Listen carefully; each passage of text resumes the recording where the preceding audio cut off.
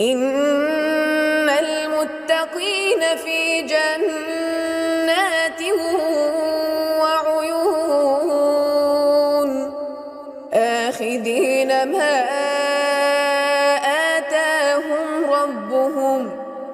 إنهم كانوا قبل ذلك محسنين كانوا قليلا من الليل ما يهجعون وبالأسحار هم يستغفرون وفي أموالهم حق للسائل والمحروم وفي الأرض آيات للموقنين وفي أنفسكم أفلا تبصرون وفي السماء رزقكم وما توعدون